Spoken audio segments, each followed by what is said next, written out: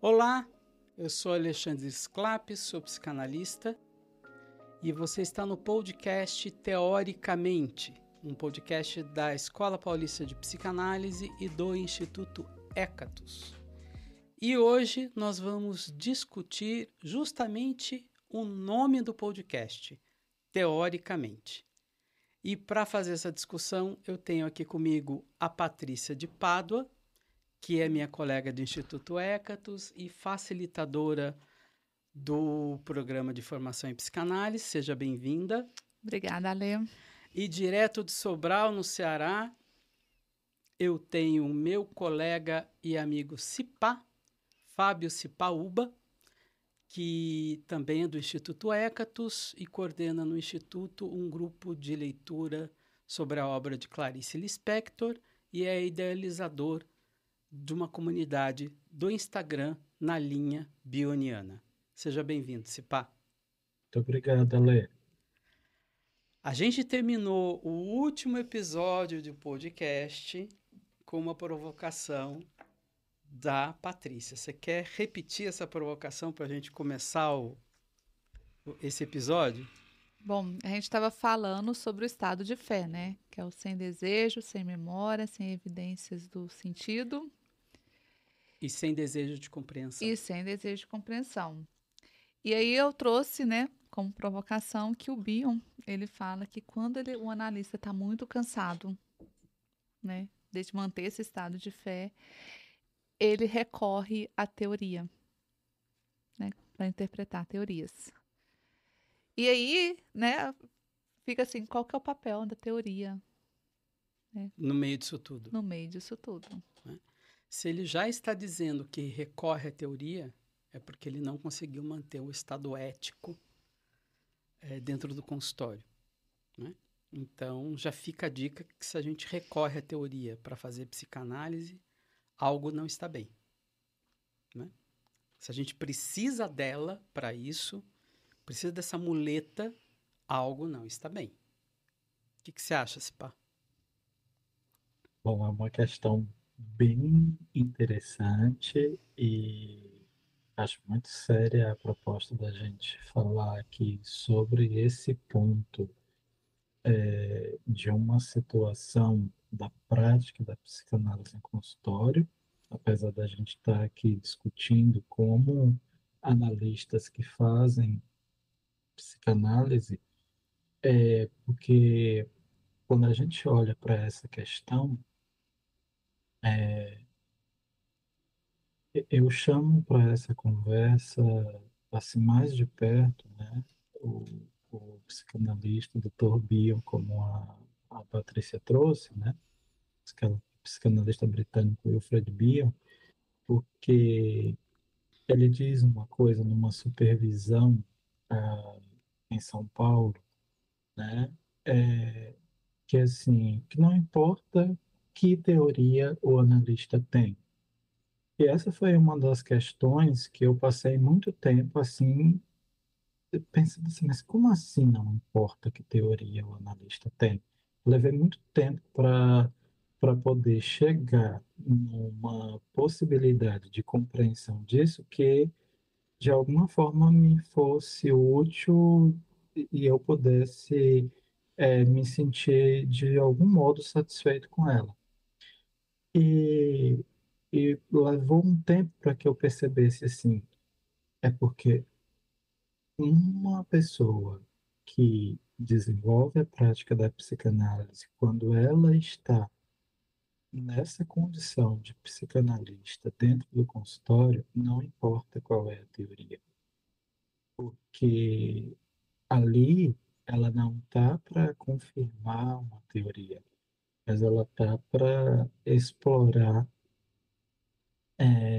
o que passa naquele tempo, naquele espaço do encontro. E explorar é diferente de tentar encontrar coisas, porque assim, não é muito difícil sair desse estado de mente em que é útil a psicanálise que a gente está discutindo aqui, né?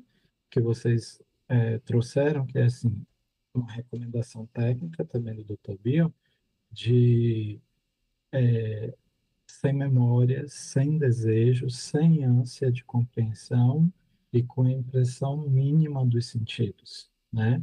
Então, poder estar nesse estado não é algo simples, é algo que exige muita dedicação.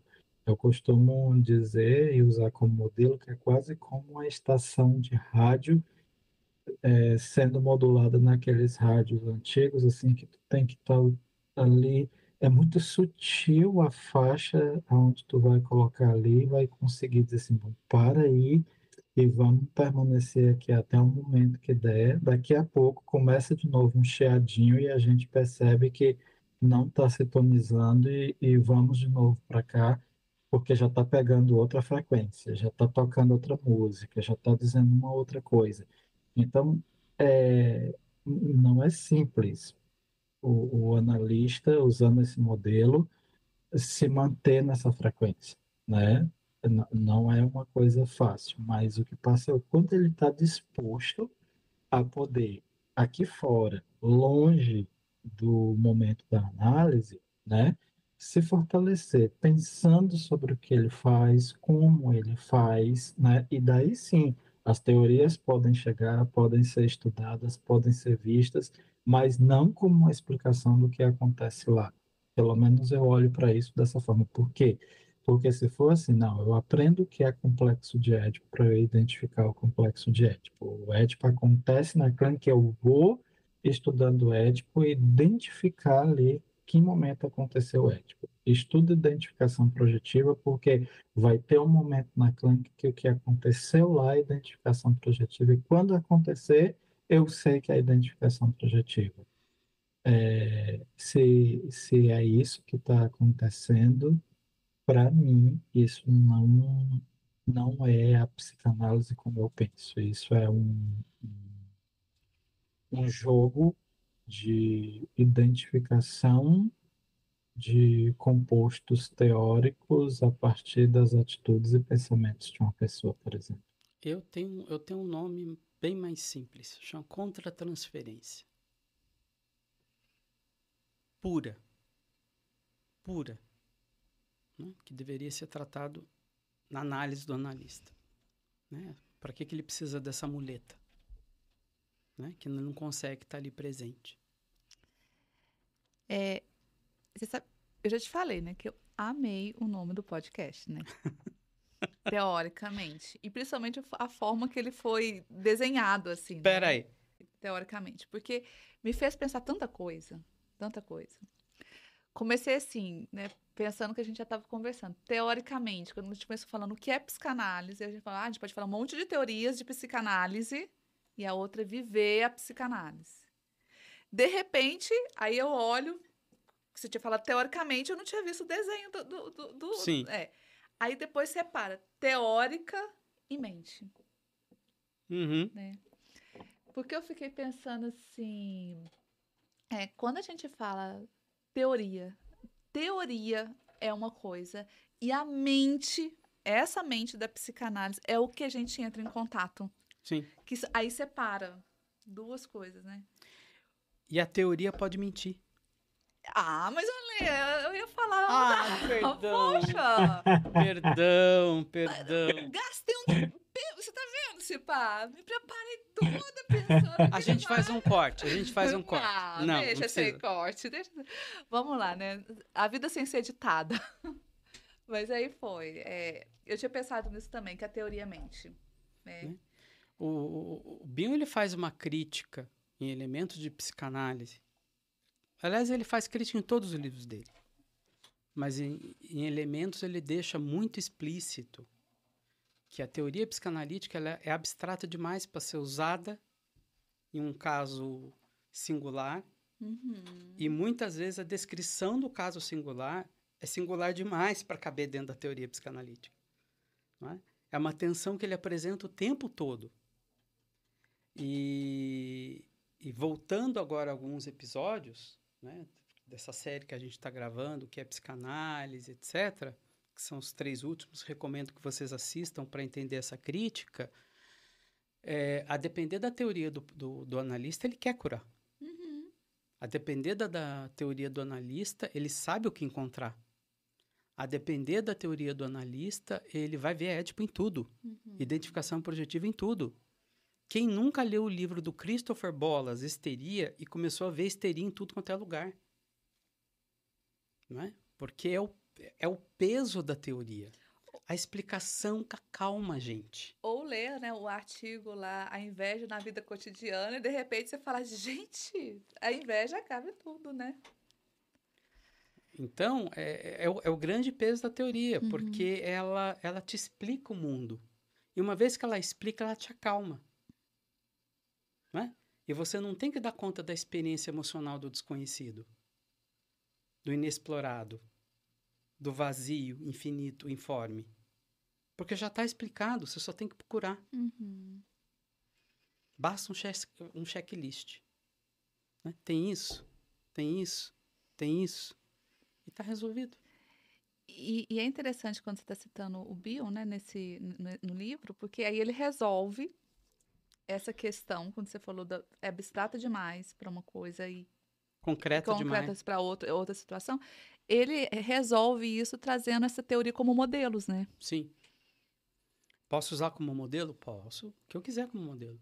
E talvez valha a pena, né, porque está ouvindo, saber essa diferença da teoria e do modelo, né?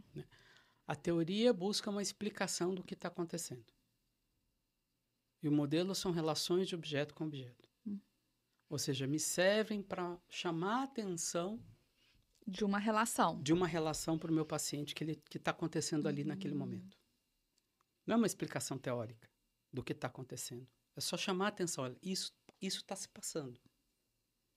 Não é? E muitas vezes uma teoria pode servir para isso. Mas pode servir uma teoria, uma fábula, um mito, um livro que a gente leu. Qualquer coisa. Qualquer coisa pode servir. Né? Aquilo que eu considerar mais adequado àquele paciente. Eu, pessoalmente, evito fazer qualquer analogia a teorias psicanalíticas, porque o risco de cair na explicação, inclusive em mim, é enorme. Em mim, não estou falando nem pelo paciente, estou falando por mim. Então, eu prefiro muito mais citar o Pequeno Príncipe do que citar Complexo de Édipo, porque né, não tem uma penumbra grande que me arraste para uma teoria. Não é? E reduz o paciente a uma teoria. Reduz aquela experiência dali, daquele momento a uma teoria. Porque não cabe, porque é singular. E a teoria, por natureza, ela não é singular. Né? A definição de teoria é algo que não é singular, ela é abstrata, ou seja, ela é para várias situações. Então, poder delimitar o que é a parte abstrata da psicanálise e o que não é a parte abstrata da psicanálise, eu acho extremamente relevante e útil. Né? E não tomar tudo como verdade. Tem Édipo, tem isso, tem aquilo, tem aquele outro. O Bion ele vai fazer uma crítica no capítulo 2 de atenção e interpretação avassaladora em relação ao modelo médico. Né? Onde, se a gente for olhar a história da psicanálise, ela começa com a medicina. E o Freud mantém o pensamento médico. A despeito de todo o seu desenvolvimento, o background é médico. Melanie Klein, background é médico.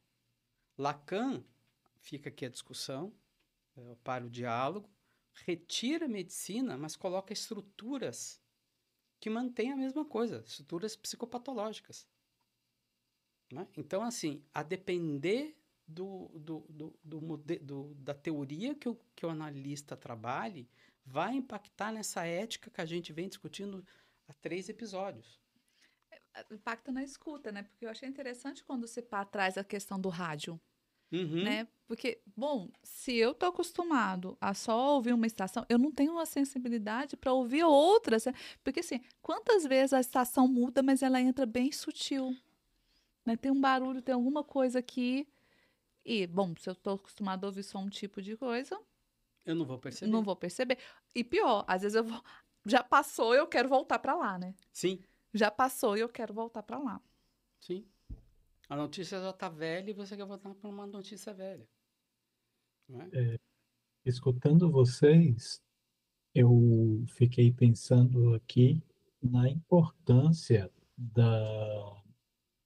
de como o, a pessoa que faz psicanálise, né, que tem essa função, esse ofício de analista, da importância do momento em que ela vai estudar as teorias, né? Assim, qual o propósito leitor, né, de uma pessoa quando está na formação analítica, que ela lê Freud, que ela lê Klein, que ela lê Lacan, que ela lê as ideias de Bion, por exemplo, as ideias de todos esses autores. Como é que ela se cerca disso? Se cerca isso como alguém que lê, por exemplo, Psicopatologia da Vida Cotidiana de Freud e lê isso para pensar como Freud pensava aquelas ideias naquele momento e o que que eu penso hoje quando eu leio isso. Ler a identificação projetiva de Clay, o propósito da leitura é como Clay pensava esse fenômeno. Ela pensava assim. E eu, o que que eu penso? Como o Bion pensava a experiência emocional, né? Ou qualquer um outro termo que ele tenha utilizado, e eu, o que que eu penso? Como Lacan pensava o objeto A e o que que eu penso disso? Porque que eu acho importante trazer isso também, porque não é incomum que a gente se cerque de autores ou de pensadores como salvadores da pátria, como Uhum. pessoas que sabem a Messias, verdade, os né? messias. Isso, que sabem a verdade e que aquilo é a verdade e que a partir desse momento a verdade é essa. Quando, na verdade, aquilo foi o que eles pensaram sobre como viram, de onde olharam, quando observaram. Mas você tem um papel, que é poder olhar para ti, para a tua experiência de leitor e depois para a tua experiência como analista e pensar, peraí, é, o Freud está dizendo tal coisa sobre a pulsão. Ah, mas como é que é isso na clínica? Né? Porque eu, olhando para a minha clínica, eu vejo tal coisa. Vamos pensar sobre isso. Isso não é tão assim, não. E o que que eu penso? Como eu penso, né? Que é assim, ter um papel ativo como leitor, eu evoco de novo a palavra experiência, porque para mim a palavra experiência ela é quase como se fosse uma salvação, que a gente não pode deixar ela se desgastar e assumir um status de uma palavra qualquer. Não Então, é um jargão. isso, experiência é quase como se fosse assim, está muito claro, mete a experiência no meio, porque a partir do momento que tu meter a experiência, tem uma autoria ali que é tua e que tu vai ter que pensar, que tu vai ter que colocar em jogo. E tem uma questão também, Cipá, que é como eu penso, né? Porque pensar é experienciar na minha análise essas questões. Porque se eu estou estudando psicanálise, pressupõe, se eu estou fazendo uma formação, que eu estou em análise. Como eu estou vivenciando isso na minha análise, na minha pele, não só na minha clínica como analista, mas na minha pele como paciente. Isso faz sentido, não é? Que é onde começa a fazer a base daquilo que faz sentido, daquilo que não faz sentido. Não é?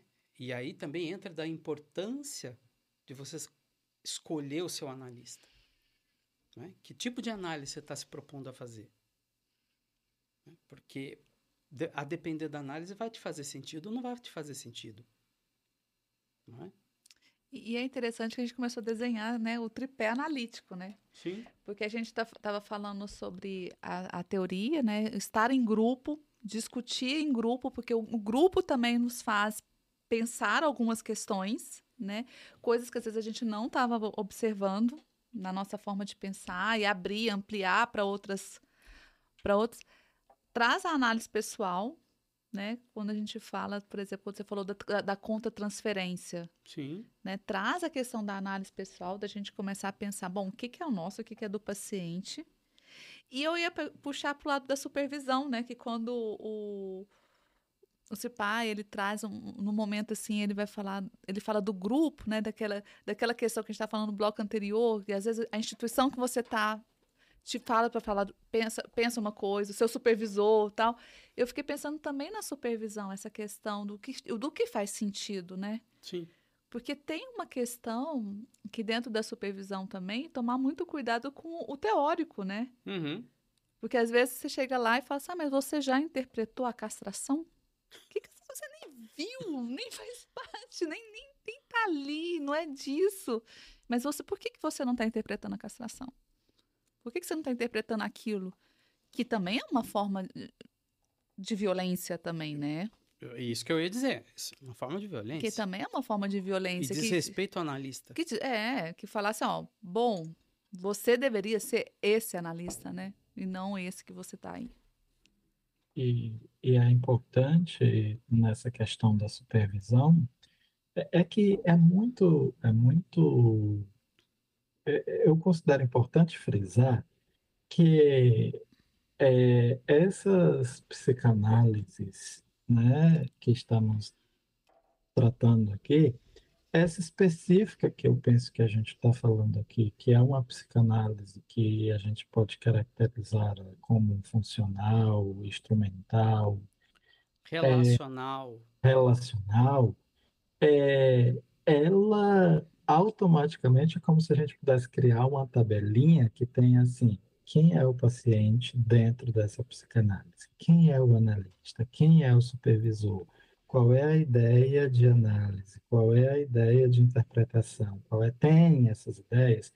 Por quê? Porque eu fiquei pensando assim, esse jeito de se relacionar com um analista que procura supervisão tanto por parte do supervisor como por parte do analista, diz também de um assento em um lugar que se ocupa na mente dessas duas pessoas a teoria psicanalítica e como eles entendem o que é psicanálise. Porque hoje, trazendo aqui agora uma coisa que está lá na Bíblia, no Novo Testamento, eu acho que é em Tiago, capítulo 5, versículo 17, estava olhando agora há pouco para trazer isso aqui, tem um versículo lá da Bíblia que eu acho muito interessante, que diz assim: Elias era um homem sujeito às mesmas paixões que nós, e orando pediu a Deus que não chovesse, e por 3 anos e 6 meses não choveu sobre a terra. Uso isso para dizer assim, bom, Freud, Klein, Lacan, Bion, e seja lá quem seja a outra pessoa, era um homem sujeito às mesmas paixões que nós. O que aconteceu é que essas pessoas puderam pensar sobre o que estavam fazendo. Eu acho que o maior respeito que a gente pode ter por Freud, Klein e todos os outros é respeitando a gente e as nossas ideias, no sentido de trazer essas ideias para serem pensadas, porque assim, quando Klein desponta na psicanálise, desponta porque começa a pensar coisas que se diferem do que até então estava como postulado para a psicanálise. Quando o Bion também se destaca porque pensa uma coisa que ainda não havia sido pensada. Mas é incrível como existe uma falácia de autoridade que nos joga muitas vezes no lugar, principalmente do ponto de vista das instituições, que tenta jogar num lugar que é assim, não, e o melhor para vocês pensarem é isso. Então, venerem isso, bajulem essa situação, porque essa situação é a melhor situação. Quando, na verdade, é assim: olha, trouxe isso para ser pensado. E a gente vai pensar e depois vamos pensar assim: o que cada um pensa disso? Por quê? Porque se a gente faz uma discussão da prática psicanalítica entre psicanalistas que não pensaram as suas próprias práticas, nós estamos fazendo uma discussão no vazio. Eu concordo e ainda colocaria uma outra questão. O Bion pensou a psicanálise útil para ele. A Melanie Klein pensou a psicanálise útil para ela. O Freud pensou a psicanálise útil para ele. Qual é a nossa psicanálise? Que é útil para nós e para os nossos pacientes. Isso é uma construção nossa. Autoral. Singular também. Porque se assim é singular para o paciente, que a gente busca que ele seja singular no exercício da sua liberdade, nós também temos isso. Começa com a gente isso. Né? Na escolha do que eu vou usar. E do que eu posso criar se eu, de repente, me faltou algo. Eu vou criar algo. Eu vou criar uma ferramenta que não tem. Tá aí o Leandro com framework. Ele criou algo que para ele é muito útil. Talvez não seja para outros, mas para ele é útil. E se não é útil para mim, o que fica, por isso que eu gosto muito do Leandro, é a possibilidade de você criar algo para você que seja útil para a sua clínica. Não precisa ser igual de ninguém, não é? Mas que você se dedique seriamente, ou seja, não é festa do caqui, mas que você se dedique seriamente a criar algo, a criar um instrumento que seja útil para você. Para o CIPA que, de repente, não é útil para a Patrícia. E está tudo bem. E é interessante isso que vocês colocam, né? Que eu acho que eu espero que tenha ficado claro, né? Para os ouvintes nessa sequência, né? Que a gente... Que é o que a gente está falando, o que é útil para a Patrícia, o que a Patrícia pensa, é o que o Alexandre pensa, o que é útil para o Alexandre, o que o CIPA pensa, o que é útil para o CIPA, e que não estamos falando se há uma coisa é melhor do que a outra. Quando eu falo, interpretou a castração, não estou dizendo quem faz psicanálise, que trabalha nessa linha, e que é útil, ok, mas a gente está falando para a gente aqui, nessa conversa nossa, o que é útil para a gente, o que faz sentido, o que não faz... O que não faz sentido, né? E de uma forma tentando mais respeitosa possível, né? Sim. Que não estamos colocando aqui briga entre psicanálise, psiquiatria, psicologia. Bom, o que a gente pensa em respeito de algumas coisas. E é interessante quando a gente fala o que pensa, que quando você falou do Leandro, é uma coisa que ele sempre fala, todas as vezes que a gente encontra, né, com ele fala, olha, gente, não tomem a minha ideia rapidamente como sendo certa ou não. É para vocês pensarem, né? O objetivo aqui é vocês pensarem, inclusive que discordarem. É ótimo quando a gente discorda, a gente acabou de falar, né? Que ajuda a gente a ir para outros caminhos. E cada um tem o seu. E assim, né?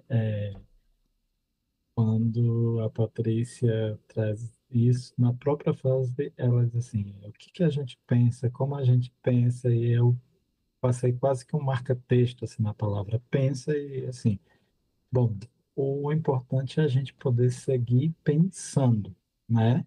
Esse gerúndio, ele me parece assim, muito interessante, levando em consideração a palavra como um elemento vivo e não desgastado, é assim, há uma diferença entre eu sei e quero seguir sabendo, né? Porque abre margem para a gente poder sabendo, pensando. Eu penso que as palavras no gerúndio, em algumas situações, elas são fundamentais. E eu estava lembrando aqui de um personagem de um programa da Globo, né, que era interpretado pelo Rodrigo Santana, que ele dizia as coisas no final assim, ai, como eu tô bandida. Então, eu pensei agora assim, ai, ai, como eu tô bíblico hoje, porque eu pensei agora numa outra coisa da Bíblia, que é quando o Davi recebe a missão de matar o Golias, né, o grande gigante, e lá em Samuel tem um trecho que narra como é que isso aconteceu e diz assim: Saul vestiu a Davi, que era o rei da época, né? Vestiu a Davi da sua armadura. Ele pôs sobre a cabeça um capacete de bronze e o vestiu de uma couraça. Davi cingiu a espada sobre a armadura e experimentou andar, pois jamais a havia usado. Então disse Davi a Saul: Não posso andar com isto, pois nunca o usei. E Davi tirou aquilo de sobre si, tomou o cajado na mão e escolheu para si 5 pedras lisas do ribeiro e pôs no alforje de pastor que trazia, a saber, no surrão, e lançando mão da sua funda, foi-se chegando próximo ao filisteu. E eu olhando para isso agora pensei assim, o Davi é quase como se alguém tivesse dado um livro, usando como modelo, é assim, toma, para tu ser psicanalista, basta tu ler esse livro e essa coleção aqui completa que tu vai conseguir ser. E tu faz assim, assim e tal. E daí, de repente, o psicanalista chega na clínica e diz: Meu Deus, em que momento eu uso isso? Não, não, não. É melhor deixar tudo isso aqui bem aqui e fazer aquilo que eu acho que sei como usar, que eu sei como fazer. O que passa é que tem essa pressão, né, de como tu deve proceder, de como tu deve ser, de qual armadura tu deve usar, né, usando isso como modelo, qual o capacete que tu tem que usar, e existe aquele que para mim é útil. Agora, entre isso, me parece que há, assim, uma aprendizagem para a gente poder ter essa rebeldia de poder dizer assim, dá licença, eu uso isso aqui. E isso aqui não me serve, não me é útil. E é interessante, pá, porque quando você trouxe essas duas passagens bíblicas, né? Eu fiquei pensando, olha que interessante, né? A gente estava falando da teoria e é modelo. E o Cipal está usando modelo para mostrar certas relações. E não precisou de teorias aqui. Não Ninguém está precisa. falando, estão usando relações, né? E é legal também que a questão do modelo é como ele pode ser fértil, né? Pode ser útil. Porque você falou assim, ah, deixa essas armaduras de lado. E eu pensei, olha, e que legal, ainda só precisa de 5 pedrinhas ou 3 pedrinhas, não sei. Né? Que vai abrindo espaço para a gente pensar coisas que, por exemplo, você estava pensando, indo para um lado, eu já fui para o outro. E vai E ficando ver, rico. Patrícia, assim, te interrompendo sem interromper, mas assim, e é assim, tá tudo bem. O Saul precisava da armadura, do capacete, de todo aquele arsenal, mas é muito importante o Davi olhar para aquilo e não, eu não preciso, gente. Eu não vou saber usar isso. Isso não é uma coisa que vai me ajudar. Ao contrário, vai me atrapalhar. Uhum. E aqui a gente acabou de mostrar na prática a diferença entre usar teoria e modelo. Não é? Assim, mais do que ficar falando sobre o tema, tá aqui a diferença entre teoria e modelo. Não é? E sem medo de ser feliz, buscar na Bíblia modelos para serem usados na clínica. Ou seja, eu posso usar o Pequeno Príncipe, eu posso usar a Bíblia, eu posso usar o que eu quiser, desde que eu consiga, na clínica, usar esses modelos para chamar a atenção para uma relação que está acontecendo ali. E, e eu falei, e tomando cuidado, né? Que usar modelos é diferente de repente, quando eu estou usando um modelo bíblico, de dizer que é uma psicanálise cristã, né? Então, Porque aí já não estamos no modelo mais. não, Aí estamos na teoria e temos que encaixar dentro, de uma teoria, dentro de uma teoria. você perde a liberdade. Perde a liberdade. Né? Então, essa questão para mim da teoria ela é muito cara, porque se a gente amarrar os episódios, ela determina um ponto ético do consultório. Ela determina, e nesse ponto ético, ela determina as violências que podem acontecer no consultório. Violência de escuta, violência de acolhimento, não é? Violência de presença. Não é? E isso para mim é uma coisa muito cara. Você sabe que quando você falou da violência, teve um episódio aí, eu tinha falado de uma violência sutil. Eu pensei numa velada, que eu acho que é o pior tipo de violência que tem. Porque quando ela está explícita ali, às vezes você tem como fazer alguma coisa, né? Você fica claro, você pode até fugir, falar, não quero pra mim. Mas quando ela tá ali velada, Uhum. sabe, Disfarçada. disfarçada, é, é, É cruel. é cruel. É cruel. E vejam, eu agora, nesse momento, sou habitado por uma ideia que é assim, é, e bom, e aqui os três que estamos conversando sobre esse tema podemos e acho que vai acontecer até o fim da nossa vida nesse ofício. Estarmos diante de tudo isso lá na sessão analítica, inclusive praticando coisas dessa natureza, porque nós estamos falando da prática psicanalítica, mas no momento em que não estamos sendo psicanalistas Sim, aqui no Sim. que a podcast. gente está falando sobre psicanálise. Isso, estamos falando Olha, tô sobre super psicanálise confortável. e Aqui, ó, não vivendo a vendo, viver é psicanálise, outra né? coisa. E daí vem a importância, para mim, daquilo que na psicanálise que a gente chama como clássica, né, ali até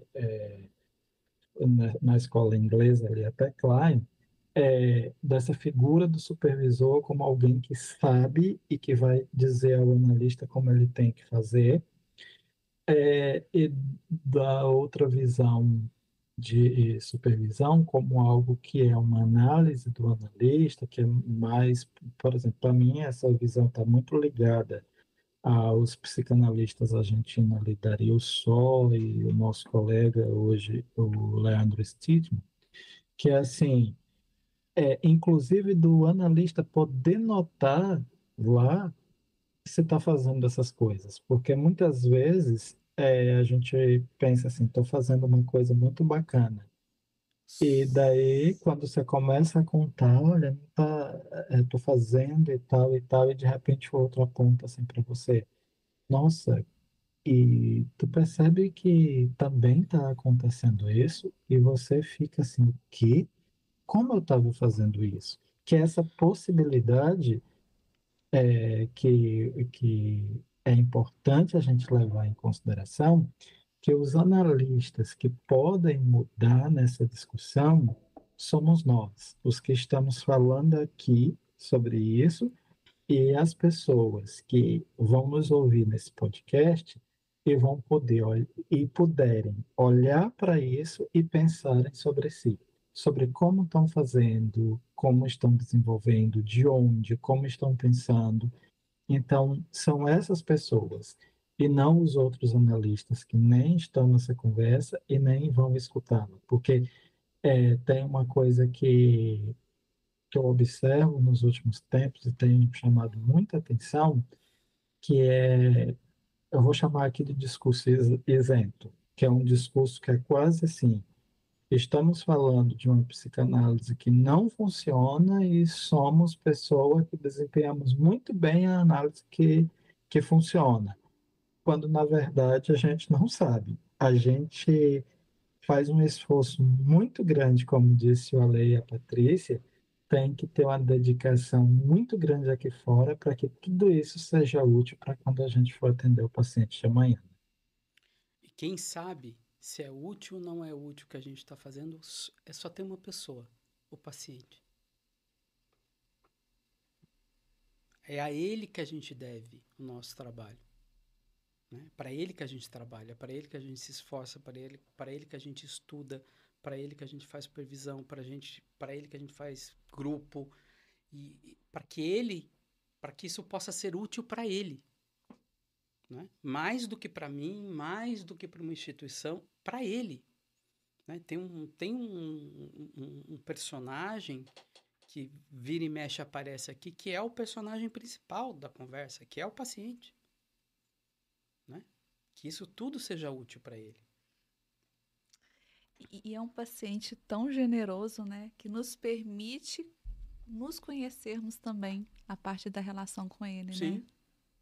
Que apareça a nossa conta transferência, ele suporte a nossa conta transferência, ele permita a nossa evolução como pessoa, como analista, isso é uma dádiva. É.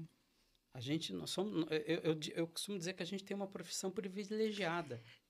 E é interessante, verdade, porque quando a gente fala que psicanálise é relação, a gente está falando que são dois, né? São vias, né? São, São dois. Então, assim, a gente também está em crescimento, está em crescimento junto, né? desde que a gente esteja aberto a. Ah. Né?